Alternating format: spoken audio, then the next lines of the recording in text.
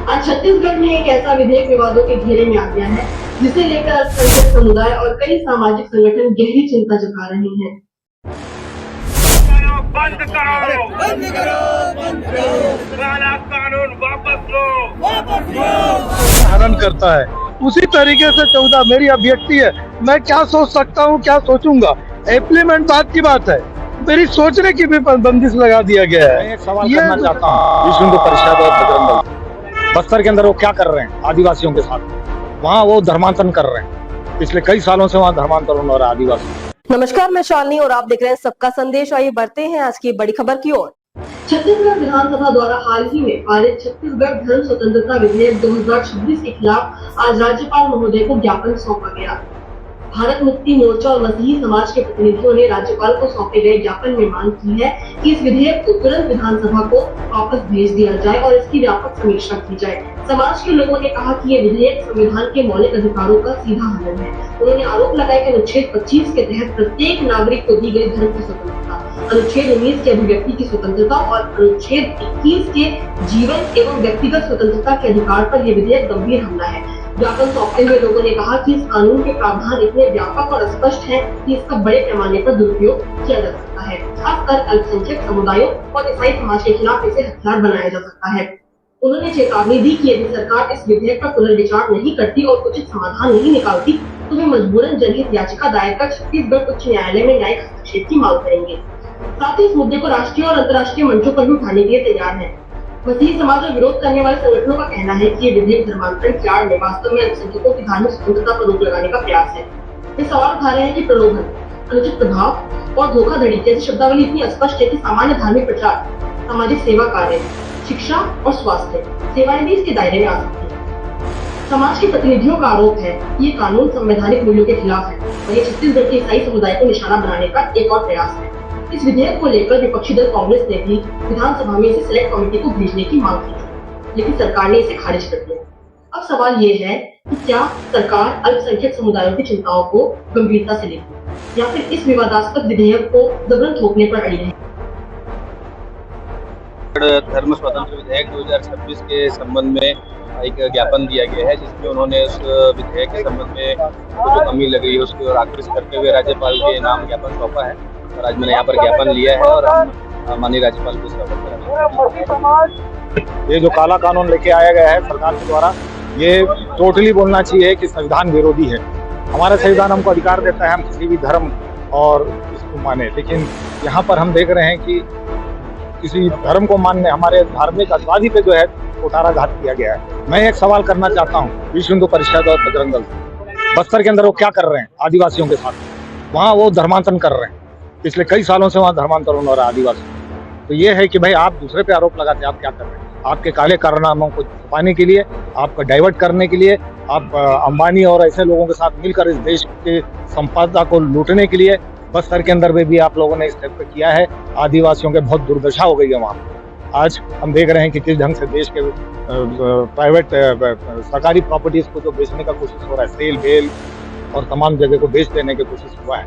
ये लोगों को ध्यान को भटकाने, समाज को टुकड़ों में बांटने के लिए ये नफरत की राजनीति कर रहे हैं और ये ज्यादा दिन नहीं चलेगा। देश की जनता, चाहे वो दलित हो, चाहे मुस्लिम हो, चाहे ईसाई हो, सब उठ खड़े होंगे इसकी खिलाफत करने के लिए। मैं वीएन प्रसाद राव, जन संघर्ष मोर्चा छत्तीसगढ़ का मैं संयोजक हूँ और आज मसीह समाज की तरफ से मैं आज ये ज्ञापन सौंपने के लिए आया हूँ। बताएंगे आप लोग आज किस ज्ञापन? आज की ये जो रैली है, ये राष्ट्रीय क्रिश्चियन मोर्चा के द्वारा निकाली जाने वाली रैली है और ये रैली उस विधेयक को लेकर जो इन दिनों पारित हुई है उसके विरुद्ध में ज्ञापन देने के लिए रैली निकली हुई है झूठ की। और हम जो है उस विधेयक का, उस एंटी करप्शन बिल का विरोध करते हैं, क्योंकि एंटी करप्शन जो बिल इन्होंने लागू किया है ये सरासर हम अपने समाज के विरुद्ध में ऐसे देखते हैं और इसीलिए हमारा समाज जो है इस बिल को लेकर आक्रोशित है और हम जो है इस बिल का विरोध, इसको जो है निरस्त करने की मांग करते हैं। कल हमने रायपुर में इसका विरोध किया था और आज हम पूरे छत्तीसगढ़ में, ठीक है, हर छोटे छोटे नगर में, शहर में, जिला में जो है हम जो है इसका विरोध करना आरंभ कर रहे हैं, क्योंकि हम भी जानते हैं एक बड़ी लड़ाई है, लेकिन हम इस लड़ाई से पीछे हटने वाले नहीं हैं। क्योंकि जिस टाइप से मसीह समाज का छत्तीसगढ़ सरकार जो है नजरअंदाज कर रही है, ये ठीक नहीं है। और हम जो है इन आंदोलनों के द्वारा इस सरकार को चेताना चाहते हैं कि मसीह समाज को इस प्रकार से अंडर एस्टिमेट ना करे। मसीह समाज का बहुत बड़ा योगदान इस देश में को आगे बढ़ाने के लिए है, तो मसीह समाज की गरिमा को वो समझे और मसीह समाज को जो है मिलने वाला सम्मान वो दे। परंतु आप 4 साल से देख रहे हैं जिस प्रकार से मसीह समाज पर जो है अत्याचार होते आ रहा है, ठीक है, उस पर जो है लगाम लगाने के बजाय ये सरकार जो है विधेयक लेकर आ रही है जो कि हमारे समझ से परे है, और हम इस विधेयक का पुरजोर जो है विरोध करते हैं। मेरा नाम एम जोनाथन जॉन है और मैं यूनाइटेड क्रिश्चियन काउंसिल का अध्यक्ष हूँ। शुरू यहीं से करूंगा। तो ऊपर त्रिपिटक, ये पढ़े बाइबल, मैं पढ़ूं कुरान, वो पढ़े गुरु ग्रंथ साहिब, पर देश चलाएगा बाबा का संविधान। अब जब पूरी तरह से ये सरकार संविधान की अवहेलना ही करने पे आ गई है, तो ये समस्या सिर्फ क्रिश्चियन समाज का ही नहीं है, ये प्रत्येक व्यक्ति का, प्रत्येक नागरिक का मान सम्मान, स्वाभिमान का हनन है। ये भाई आज आप देख रहे हैं हमारे देशों में कई धार्मिक विषमताएं हैं, कई जगह पे कई तरह से धर्मावलंबियों एक दूसरे के साथ में ऊंच नीच, छोटा बड़ा का भेदभाव करते हैं। ऐसी परिस्थिति में यदि अगर जो कोई अपने मान सम्मान की रक्षा के लिए जहाँ पे समानता का अधिकार मिला हो जिस धर्म में, उस धर्म को अगर वो ग्रहण करता है, तो मैं नहीं समझता कि आप इस धार्मिक स्वतंत्रता की आड़ में उनको ये बाध्य करें कि नहीं तुम्हें उसी धर्म में रहना पड़ेगा जिस धर्म में तुमने जन्म लिया है। अब आप साफ देख रहे हैं, ईसाई धर्म समानता का संदेश देता है, मुस्लिम धर्म समानता का संदेश देता है, बौद्ध धर्म समानता का संदेश देता है, सिख धर्म समानता का संदेश देता है, और कुछ धर्म ऐसी है जो सीधा सीधा सामाजिक बाइकाट और छुआछूत को मानता है। तो ऐसी परिस्थिति में वो नागरिक कहाँ जाए? जाहिर है वो अपने स्वाभिमान सम्मान की रक्षा के लिए किसी ऐसे धर्म में प्रवेश करेगा या ऐसे धर्म को स्वीकार करेगा जहाँ पे उसकी मर्यादा सुरक्षित हो।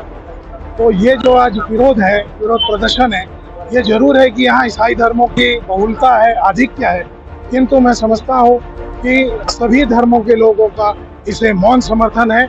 आने वाले समय में हो सकता है कि बहुत ज्यादा की तादाद में सर्वधर्म के लोग इस आंदोलन में कंधे से कंधा मिला करके इसे जबरदस्त तरीके से सरकार को अपनी बात मनवाने के लिए, विधेयक रद्द करवाने के लिए संघर्ष करें। मेरा नाम सज्जाद हुसैन है, मैं मुस्लिम समाज से हूँ।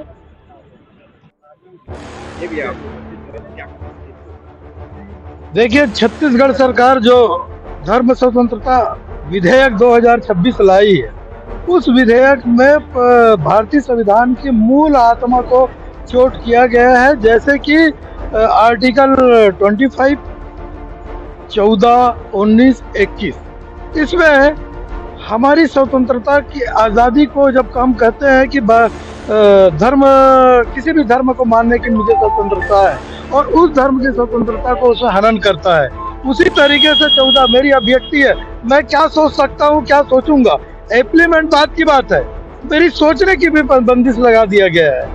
ये जो स्वतंत्रता अधिनियम है वो एक प्रकार से छत्तीसगढ़ शासन द्वारा काला कानून के रूप से, और विशेष करके ST, SC, OBC और माइनॉरिटी, जिसमें ईसाई समाज के लोगों को सबसे ज्यादा प्रताड़ित करने का काम करेगी। जिस तरीके से भारत में या छत्तीसगढ़ में देखा जा रहा है, पिछले कुछ दिनों से बेवजह के परेशान करने की नियत से कोई भी आदमी आरोप लगा देता है, कोई भी आदमी आरोप लगा देता है, उसके ऊपर FIR दर्ज होता है, जबकि सिद्ध कोर्ट में कभी सिद्ध नहीं हुआ है। अभी तक के एक भी प्रकरण में आरोप सिद्ध नहीं हो पाया है। इस तरीके से कानून का भी दुरुपयोग होने की पूर्ण रूप से संभावना है। इसलिए आज मसीह समाज और अन्य समाज के लोग सब मिलकर हम इस काले कानून का विरोध कर रहे हैं। मसीह समाज द्वारा लोक लालच का आरोप लगाते हैं। नहीं, ऐसा कुछ नहीं है। अगर देखिए, मैं एडवोकेट हूँ, मुझे जानते हैं भिलाई दुर्ग के लोग सर्वसंपन्न आर्थिक स्थिति में भी हूँ, बुद्धि में भी हूँ, सब सारे कुछ मुझे दिया हुआ है, परंतु मैं क्यों समर्थन कर रहा हूँ? अगर मेरी आस्था है, जिस तरीके से कोई व्यक्ति अगर वो जाता है, हिंदू धर्म के लोग मजार में भी जा सकते हैं, मुस्लिम धर्म के लोग मंदिर भी जाते हैं। इस तरीके से अगर कोई आदमी अगर चर्च जाता है तो वो क्या लोभ हो गया?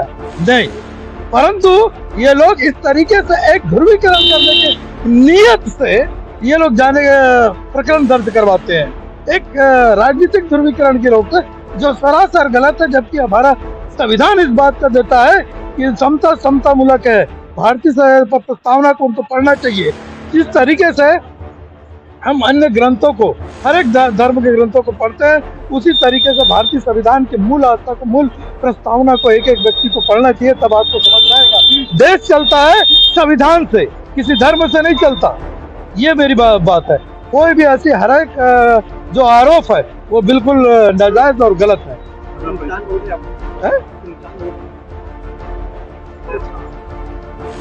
इस संविधान जो विधेयक लाया है उसमें इसका दुरुपयोग होने की संभावना है, यही नुकसान है। मैं एडवोकेट रेशर बंजारा। खबरों में अब तक के लिए बस इतना ही। फिर होगी आपसे मुलाकात, तब तक के लिए नमस्कार और देखते रहिए सबका संदेश। ऐसे ही लेटेस्ट अपडेट पाने के लिए हमारे चैनल को सब्सक्राइब करें और तुरंत नोटिफिकेशन पाने के लिए बेल आइकन प्रेस करना ना भूलें। यदि आप हमें फेसबुक या इंस्टाग्राम के माध्यम से देख रहे हैं तो हमारे पेज को फॉलो जरूर करें। धन्यवाद।